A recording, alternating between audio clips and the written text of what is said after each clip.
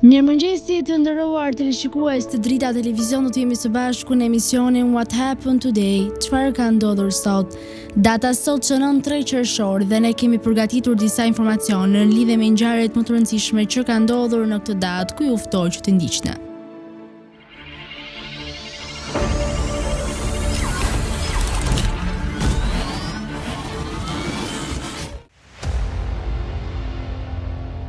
Qershor. Ngjarje 1875. Vdiq kompozitori i famshëm francez Georges Bizet. 1931. Lindi lideri aktual i Kubës, Raul Castro. Ai e mori pushtetin në Kubë nga vëllai i tij më i madh, Fidel, pas largimit të tij nga skena politike për shkak të gjendjes jo të mirë shëndetësore. 1944. Forcat naziste tërhiqen nga Roma. Lindje 1423. Lindi Luigi i XI, mbreti i Francës. 1808. Lindi Jefferson Davis, politikan amerikan. 1843. Lindi Friedrich i VIII, mbret danez. 1865. Lindi George V i Mbretërisë së Bashkuara, mbret anglez. 1924. Lindi Petrarch Pilika, profesor antar i Akademisë së Shkencave. 1925. Lindi Tony Curtis, aktor amerikan. 1925. Lindi Derviš Susić, letrar bosnjak. Vdekje 1918. Vdiq Mehmeti V, Sultan Osman. 1924. Vdiq Franz Kafka, shkrimtar çek. 1964. Vdiq Franz Emil Slampa, shkrimtar finlandez, nobelist. 1970. Vdiq Adrian Conan Doyle, letrar anglez. 1979. Vdiq Arnold Schmidt, letrar gjerman. 2001. Vdiq Anthony Quinn, aktor amerikan. 2016. Vdiq Muhammad Ali, kampion amerikan i boksit i peshave të rënda.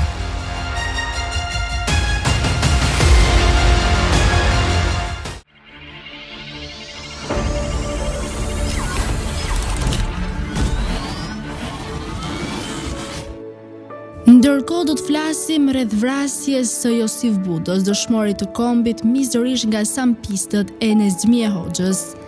30 vite më parë, mbrëmjen e 10 korrikut të vitit 1990, u vra në lagjen Sallbek nga sampistët e Nezmije Hoxhës i riu Josif Budo.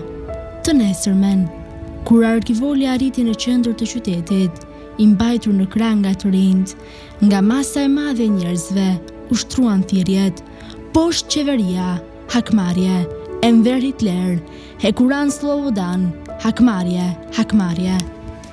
Lidhur me këtë ngjarje, kryetari i seksionit të punëve të brendshme të Kavajës njoftonte hetuesinë e rrethit Durrës më datë 11/07/1990 në qytetin e Kavajës u zhvillua ceremonia e varrimit e Josif Budos, i vrarë më 10/07/1990. Gjatë zhvillimit të ceremonisë nga persona të ndryshëm, u hollën parulla armiqësore, u thyen xhamat e vitrinave për gjatë bulevardit të komitetit të partisë, si dhe u dorë makina e komitetit të partisë të rajonit. Nga ana jon u morën masa dhe kemi filmuar një pjesë të zhvillimit të këtyre ngjarjeve, nga ku kemi bërë të mundur identifikimin e armiqve. Pas varrimit të dëshmorit Josif Budo dhe shkatrimeve që pësuan, po atë natë në Kavaj, u futën tankët për herë të parë për sundimin gjyshmës shekullor diktatorial. Lëvizja antikomuniste e Kavajës nuk që një veprim i qastit që aty u ndez e ushua po aty, përkundrazi, ajo që doli hapur që nga 29 janari me parullat në gjimnazin e Kavajës e deri më 12 dhjetor, kur u formua Partia Demokratike e Shqipërisë, me sa duket, Kavaja ishte paracaktuar nga historia për të bërë dallandyshe e parë e demokracisë në Shqipëri. Tani të kalojmë në rubrikën Neve Shëndeti. Sot kam përzgjedhur për të folur rreth vlerave ushqyese të rrushit burman ose të rrushit birman. Rushi birman, i njohur si lakton, është një frut i njohur sezonal në Bangladesh. Është një frut me ngjyrë të verdhë në formë të vogël të rumbullakët. Ai rritet me bollëk në rajonin e Azisë Jugore si një frut egzotik. Por gjatë dekadave të fundit, ai është bërë shumë i popularizuar për shkak të shijes së tij të ëmbël dhe të thartë dhe shumë përfitimeve shëndetësore. Vlerat ushqyese. Ai përmban një sasi shumë të mirë të vitaminës C, vitaminës B1, B2, hekurit dhe mineraleve. Gjithashtu përmban aminoacide dhe enzima përgjegjëse për metabolizmin e trupit. Përfitimet shëndetësore. Duke qenë se është shumë i pasur me vitamina, ndihmon në forcimin e sistemit ton imunitar. Rushi birman është dobishëm për kontrollin e sheqerit në gjak dhe kolesterolit. Rrit oreksin. Ai gjithashtu përdoret për humbje peshe. Frutat dhe lëngjet e pasura me vitaminë C janë vërtetuar se ndihmojnë njerëzit të humbin yndyrën dhe të mbajnë peshë të shëndetshme. Dietologët e njohur përfshin gjithmonë frutat dhe perimet me vitaminë C në dietat e personave të ndryshëm, sepse ka prova shkencore që tregojnë se konsumimi i ushqimeve të pasura me vitaminë C në baza të rregullta ndihmon në humbjen e peshës në mënyrë të konsiderueshme. Mjekët kanë zbuluar se ngrënia e frutave me vitaminë C ul insulinën. Kështu në vend që të ruaj sheqerin dhe ta shndrojë atë në yndyrna, ai e përdor atë si lëndë djegëse që çon në humbje peshe. Rushi birman është gjithashtu një nga burimet më të mira të vitaminës C, kështu që përfshirja e këtij rushi patjetër do t'ju ndihmojë të humbni peshë në mënyrë të konsiderueshme. Imuniteti. Rushi birman i nevojitet sistemit imunitar të trupit, në të cilën ndihmon në forcimin dhe promovimin e linjës mbrojtëse për të na mbrojtur nga sëmundje të ndryshme, sepse është një burim i mrekullueshëm hekuri. Për më tepër, qelizat e kushit të gjakut janë të dobishme për procesin e shërimit të qelizave, indeve dhe organeve të dëmtuara, pasi ato janë bartëse të oksigjenit. Pra, për të pasur një shëndet më të mirë dhe për të qëndruar të sigurt nga sëmundje të ndryshme, duhet të keni një dietë e ekuilibruar me një sasi të duhur të ushqimeve të pasura me hekur. Rushi birman përbëhet nga 3.3 mg hekur, që është 41.25% e vlerës së rekomanduar ditore të hekurit. Siguron energji. Pothuajse të gjitha aktivitetet tona kanë nevojë për energji. Burimi kryesor i energjisë që kërkohet për nevojat tuaja ditore është glukoza. Burimi i glukozës është nishtështeja dhe sheqernat që konsumoni. Nishtështeja dhe sheqernat zbërthehen në sheqer të thjeshtë me ndihmën e insulinës gjatë procesit të tretjes. Glukoza më pas hyn në murin qelizor. Sheqeri i shtesë i disponueshëm nga ushqimi grumbullon muskujt, mëlçin dhe pjesë të tjera të trupit tuaj. Kjo pastaj shndrohet në yndyrë më vonë. Një rush birman është një nga opsionet më të mira për të përmbushur sasinë e nevojshme të hekurit dhe vitaminës C, gjithashtu dhe sheqerin që është glukoza. Shëndeti muskulor. Proteinat e përmbajtura në rushin birman luajnë një rol të rëndësishëm në tkurjen dhe koordinimin e muskujve. Proteinat janë pranishme në indet e muskujve në formën e shumë mikrofilamenteve dhe sigurojnë strukturën e muskujve. Është jashtëzakonisht e rëndësishme të krijohet një ekuilibër midis shkallës së sintezës së proteinave të muskujve dhe zbërthimit të këtyre proteinave. Rushi birman përmban këto proteina mjaft të rëndësishme, të cilat forcojnë shëndetin muskulor. Ftoja e zakonshme. Konsumimi i shpeshtë i rushit birman ndihmon në uljen e ashpërsisë së sulmeve të ftohjes dhe gripit, pasi ai përbëhet nga një sasi e konsiderueshme vitaminës C.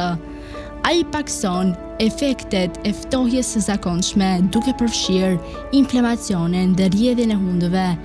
Ai jo vetëm që kontrollon alergjinë që shkakton të ftohtin, por edhe shkurton kohëzgjatjen e saj. Shëndeti i kockave. Rushi Birman përbëhet nga një sasi e mirë e kalciumit që ndihmon në parandalimin e osteoporozës. Kalciumi është një lëndë ushqyese më e rëndësishme për zhvillimin e kockave të forta, veçanërisht për fëmijët dhe të rinjt. Absorbimi i kalciumit si dhe zhvillimi i kockave është në kulmin e tij deri në moshën 20 vjeçare dhe më pas zvoglohet gradualisht.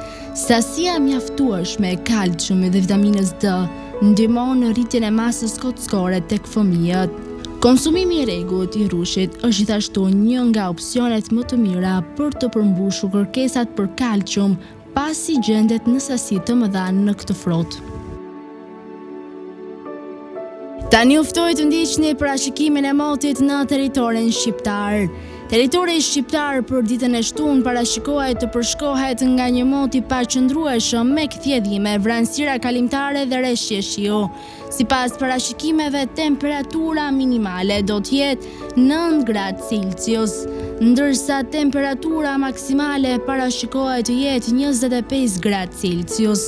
Era do të fryjë me një shpejtësi mesatare 1 deri në 8 metër për sekond në drejtimin veriperëndimor, çka do të bëjë që të krijohen dallgëzime deri në 4 ball, ndërsa temperaturat minimale dhe maksimale në disa qytete kryesore të Shqipërisë do të jenë si vijojnë: Shkodër 17 deri 25 gradë Celsius, Kukës 12 deri 16 gradë Celsius, Peshkopi 15 deri 21 gradë Celsius, Tiranë 17 deri 25 gradë Celsius, Durrës 19 deri 22 gradë Celsius, Kavaj 20 deri 22 gradë Celsius, Elbasan 16 deri 25 gradë Celsius, Berat 16 deri 23 gradë Celsius, Korç 9 deri 17 gradë Celsius,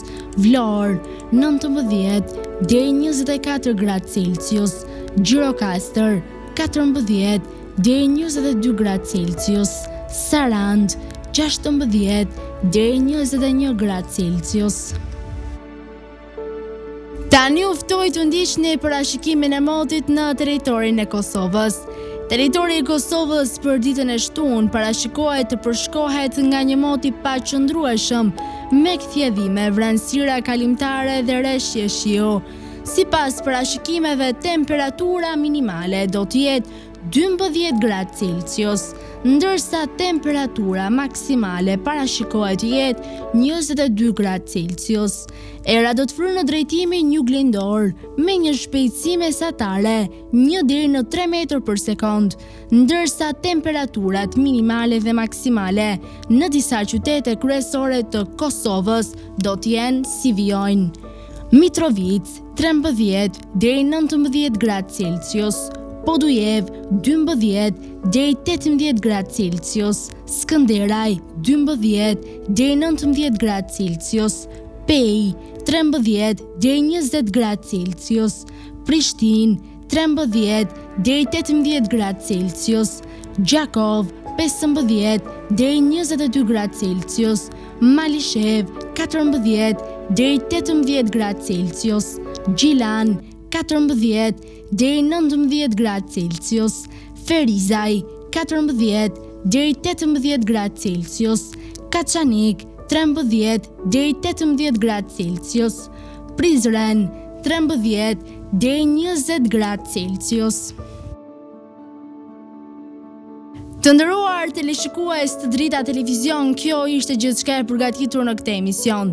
Ndërkohë ju ftoj të na ndiqni në rrjetet tona sociale, Instagram, TikTok, Twitter dhe Facebook. Gjithashtu, nëse dëshironi që të na ndiqni live, mjafton të klikoni në web drita.tv. Kjo ishte gjithçka e përgatitur në këtë emision dhe ju ftoj të ndiqni programacionin në vijim të Drita Televizion.